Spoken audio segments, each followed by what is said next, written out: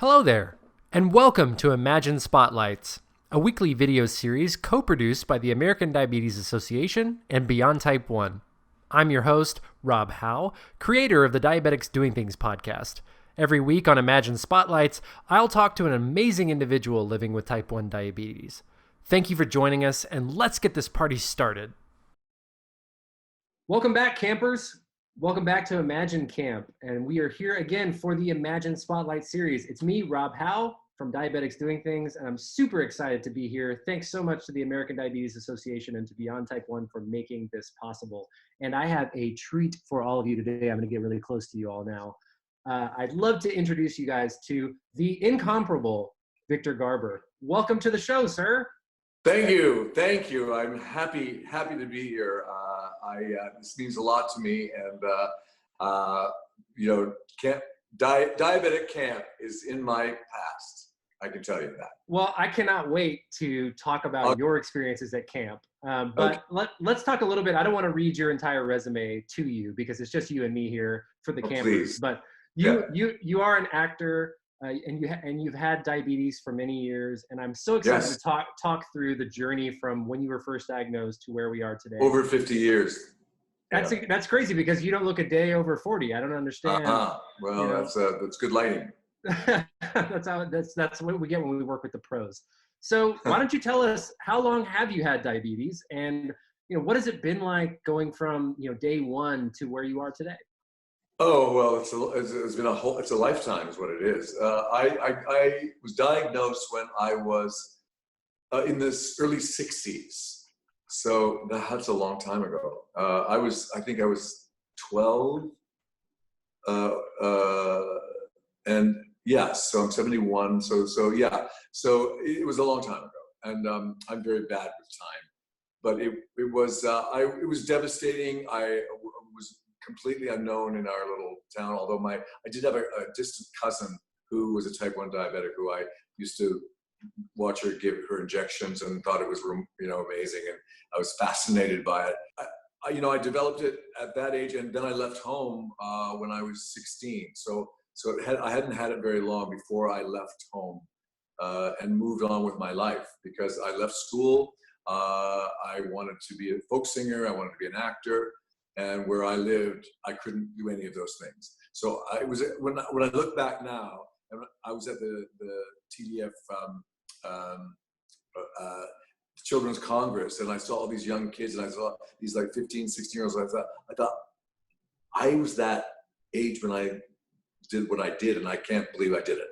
But my parents were very supportive, terrified, but supportive. And so I was fortunate that I didn't have too many serious incidents or complications during that time, but I didn't really take control of my diabetes till much later in my life, and I'm forever grateful that I did, obviously. And I urge anybody out there who's having issues about pods and Dexcoms and everything. It's really, if you're there's especially for young kids. It's really a bold step, but I urge you to take it because it will make a huge difference in your life. And here's the other thing: you will be loved anyway. People will love you, even with your Dexcom and your Omnipod hanging off you. And that's so not what it's about. And I know it's hard at 12 or 13 or 14, but I urge you to be bold. And, I am often inspired, and I'll share a little bit of story from myself. Inspired by people like yourself who have lived with diabetes for, over 50 years in your case, where the technology back then, there were no Dexcoms or pods, right? There were, peeing on keto sticks and boiling syringes. But I look at, so I'd love to hear a little bit about what that was like for you initially, or what you remember about the early days and the challenges. I remember just thinking it was annoying to have to do all of this, but I kind of took it on in a kind of, I think, a responsible way. But boiling syringes every day. I don't remember taking a lot of shots, but I do remember it was certainly morning, afternoon, and evening. I think, and then we had what they called Clinitest tablets that you would you pee in a jar, and then you would take an eyedropper and you would in a test tube you would squeeze 10 drops of urine and then 20 drops of water, and then put this test, and it was bubble up, and if it turned orange, you knew you were in trouble, but if it turned blue, you knew you were okay. And mine was more orange than blue most of the time, and it was and of course years later you find out that it actually was pointless, because it is not an accurate reading of your blood sugar, but it does give you a sense of how badly off you are. And so that was seemed like it would go on forever. And then I can't remember when the finger pricks started, but boy, that was like a heaven. That was heaven. Well, and I love to hear those stories about, doing a science experiment in the restroom just to see if you're okay, and then finding out that you're not, and then years later learning that was really what your blood sugar was 4 hours ago and not really particularly accurate. And but yet, like, when you don't know that, that's your reality, and so you live accordingly, and you think, oh, I shouldn't have had that Danish I had for breakfast, which I often did when I was 16 and living alone in Toronto.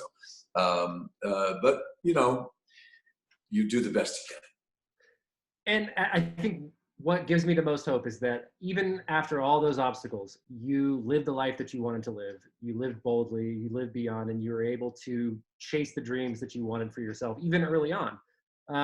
Yes. And I'd love to talk, you mentioned this a little bit earlier. You went to diabetes camp. What do you remember about your camp experience? My mother insisted that I go to this camp. It was in Ottawa, Ontario. I'm Canadian, and it was, I think, the only camp of its kind in Canada at the time. And it was, I can't remember where exactly, but that doesn't matter. But I didn't want to go. I was adamant about not going, mostly because I was a very self-conscious kid, and I was not comfortable doing sports, and I thought this is going to be humiliating.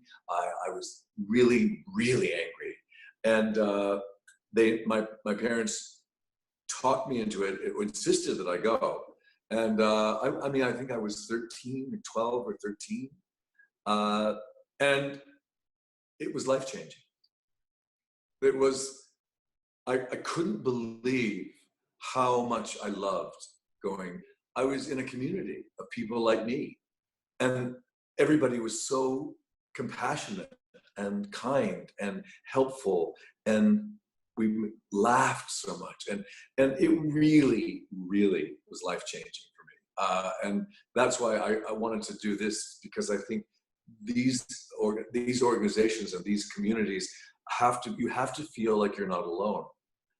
So many kids do in different parts of the world, and of course now with the internet and everything, it's much easier to feel connected. But when you're actually in a place, sleeping in cabins with other people who are having low blood sugars and who are in trouble, and you feel like, oh, I'm okay. You just feel like you're okay, and that's really an important mindset for any type 1 diabetic, to realize that you're not alone, that it doesn't define you, that's not who you are. It's only a part of who you are. And that's, I think, what saved me and allowed me to go on and pursue everything that I pursued, because I was so determined. And you have to be determined. It's a mindset, and you have to really work hard to get there.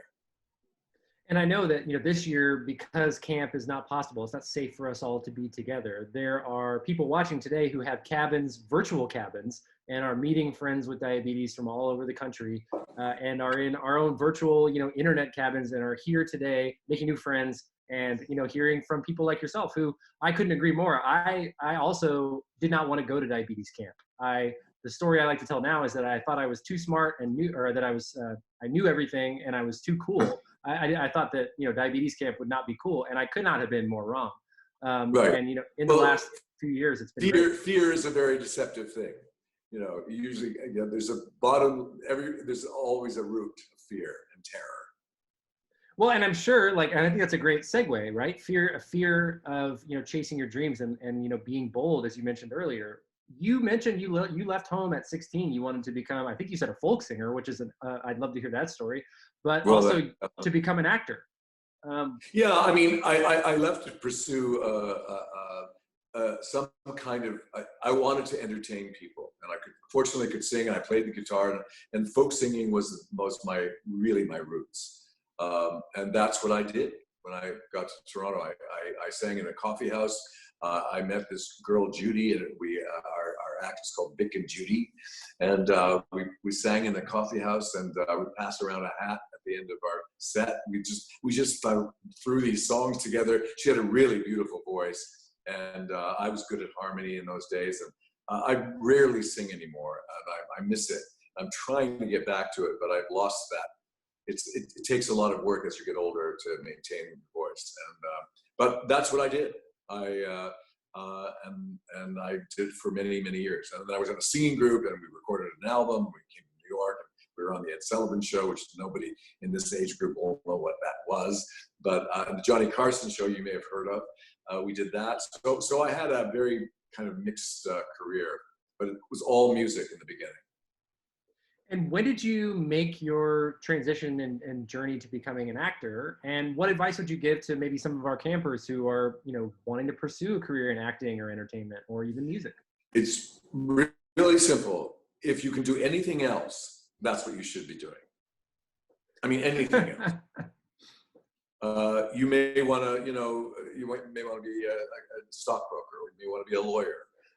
But if you have to do it, it's the only thing you can do, then you have to pursue it, and you have to work really hard, and it doesn't come easily, and you have to train, you have to learn, you have to study, you have to work harder than you will ever imagine, and in the middle of it, you may give up, and if you have to give up, you can do something else. But it's a commitment. And I think it's important, and I really love that you're sharing how many challenges there can be. What are the sort of things that you tell yourself when you come across those challenges, or when you have to dig deep for something that you really want? How do you approach those challenges? I think it's you have to face that the fear of humiliating yourself, of failing, of not. I mean, the not getting the job, because most of the jobs you don't get, and you have to know that you are the only person who can do what you do. You can't, comparing yourself to other people is a real trap.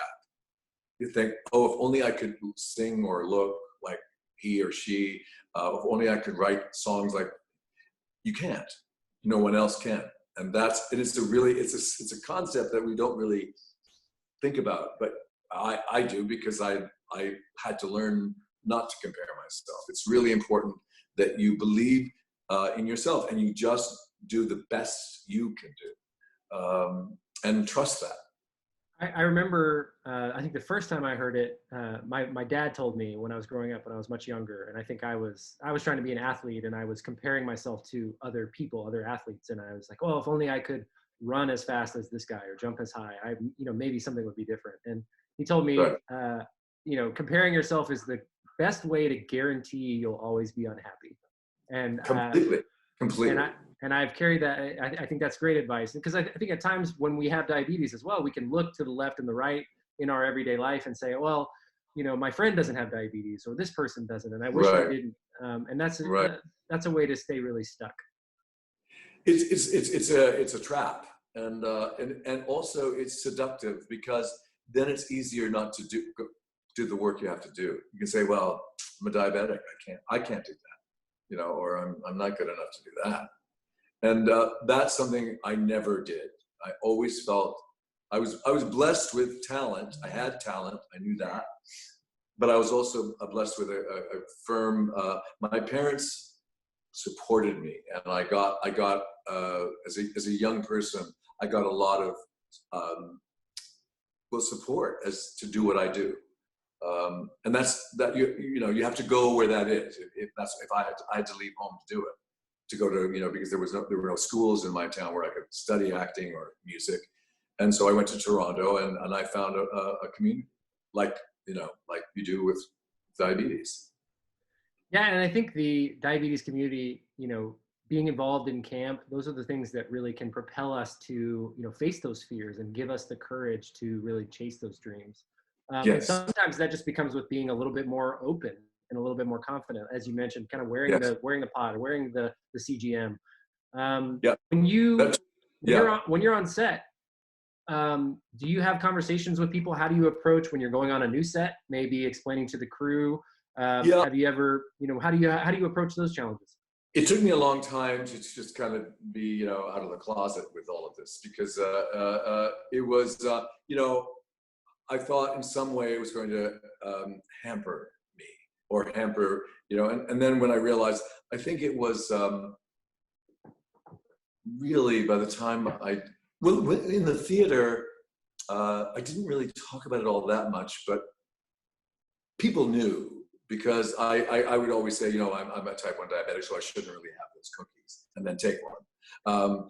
But it was really, I really think back to Alias, and I was significantly older than I, to be doing. I mean, I should have been doing it years before that, but because we were working like 12, 14, 15-hour days sometimes, and I didn't have all the accoutrement that I now have, all the Dexcom and the pods and everything. So I was taking shots, and I think during that period I did get the first Medtronic pump, which took me a long time because I was so vain. I didn't want something hanging off of me, and I thought it was going to be, and then, boy, that was life-changing when I finally did that. And guess what? No one said anything, no one cared, and it was amazing.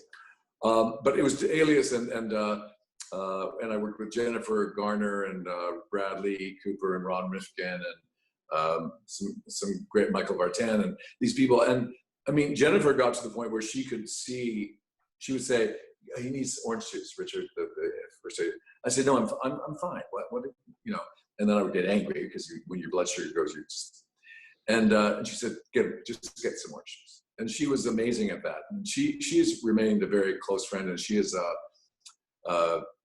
she's remarkable in her empathy and her compassion, and she really was a rock for me. Everybody was. They were all. How important is it as well? I think when you're working with someone so closely who doesn't have diabetes, but they can become close to you and grow with you, that you then have trust with them to confide in them when your blood sugar is going low, or that they can sense things about you. What's that like? I feel like at times my friends have said the same. I had a training basketball who could look me in the eye. He said, "I can always tell when you're about to be low because your eyes start darting around everywhere." And so he'd be like, "Hey, go get a Gatorade." And I also would get kind of angry or bristle up about it. Right, of course. Well, it's a feeling of safety. It's a feeling of I'm okay. I'll be okay. Like if it's 3 or 4 in the morning and you're on a hillside shooting somebody, and in the dark, and it's raining and everything, but you think, but I've got it's like having a buddy. It's like the buddy system, and it's really like, put your hands up, and they know what to do. And I believe, and I've always believed, that there are more people who have compassion and come from a place of love, and that's what I have always tried to do in my life. And I think when you give that, you get that back. 100% agree. I think most people, if we treat each other with kindness, I think most people will surprise you with their capacity for good. I really believe that, especially in times like these where it seems like everyone's really far apart. It's the best thing you can do. I mean, the best thing you can do if you're feeling depressed or anxious or troubled or put upon is do something for someone else. Just do something. Go to the food bank and hand out food, or make sure your neighbor gets something. And honestly, the minute you make that decision, it changes everything. And I love that. And I think, so much of camp is about helping your brother and sister to your left and your right with diabetes. Do you? That's what I felt for the first time, and allowed it. You have to allow people to be kind to you. That's the other thing, and it's tricky sometimes. Especially when your blood sugar is low, because you don't Yeah, want to be kind to anybody. yeah, yeah. When your blood sugar is low, it's like just get some sugar, get some juice, get quick. These days, you are more involved in the community, sometimes online, working as well with Beyond Type 1 and the American Diabetes Association, like we are working here today. You were the voice and the narrator of the Bike Beyond documentary. You have a great Yes. documentary voice, by the way. I have to give you a compliment. Oh, thank you. That way. What is it like for you to see the diabetes community sort of expanding and growing online, after living with diabetes for 50 years and seeing people who are new being embraced and finding community? It's I think it's kind of amazing, and also I'm so grateful that I'm alive today to be a part of it in any way I can, because when I was growing up, we didn't know I didn't know anybody, until I went to the Camp Banting, and that was my first exposure to other people. And it's now, because it reaches across the world. So there are these kids in poor countries that can, God willing, have a way to get on a computer. It's just so important, because the feeling of isolation is really it can make things really, really seriously go wrong. And I think that's a huge part of staying healthy is that mindset and of being in communication with others. I think it really makes it changes your chemistry. I agree. And you mentioned earlier, just the buddy system, just having somebody, whether they live near you or go to your school or not, but you can get in touch with them and just have a conversation. It's just nice to be able to say, yeah, I understand. I see you. I hear you. I understand what that's like. Right. It's amazing. It makes it all kind of possible and okay. And that's just a powerful, powerful thing. And Victor, I think on that note, I'd love for you to, if there's any advice that you would give out in that same kind of vein for any campers who are watching this today, maybe feeling a little bit isolated, maybe feeling like they're missing out on an important thing like camp, and maybe just having a tough day, what would you say to somebody out there who just needs a word of encouragement? I would say you're entitled to feel what you feel, but also remember that you're not alone, that a lot of people are feeling, particularly in this pandemic and this isolation, people everywhere are going through it. And you have to remember that you share that with them. And the best thing you can do is to reach out and just, and as I said earlier, do something for them, because the minute you do that, it changes everything in you. And that's where I think that's almost the best thing you can do. And also focus on what you have and not on what you don't have, because you have probably more than you realize. First of all, you have the blue sky, and you have hopefully food, and you have hopefully a family. And I'm talking about people who are, who have some more than they realize, and who are privileged. And just remember that's you have a gift. Yeah, I couldn't agree more. I think, just living from a place of gratitude more often is just a great way to sort of anchor ourselves and continue to move forward. Gratitude is the key. Well, I will say I'm grateful for your time today and for coming on and for giving back to Imagine Camp and this Imagine Spotlight series. Thank you so much for all the work that you do on the front lines for people with diabetes, and being such a great example for people like me. And also behind the scenes for all the work that you do with Beyond Type 1 and the ADA. I'm grateful for you, and thanks so much for coming to Imagine Camp. I just want to say hello and goodbye to all of you who are doing this virtual camp. And I know it's not the real thing, but it's something, and we have to be grateful for what we have. And I want to thank Rob, ADA, Beyond Type 1, everybody who is doing their best to help us all. We can really grow and learn from this. I don't always feel that way, but I do right now. Have a great, great summer.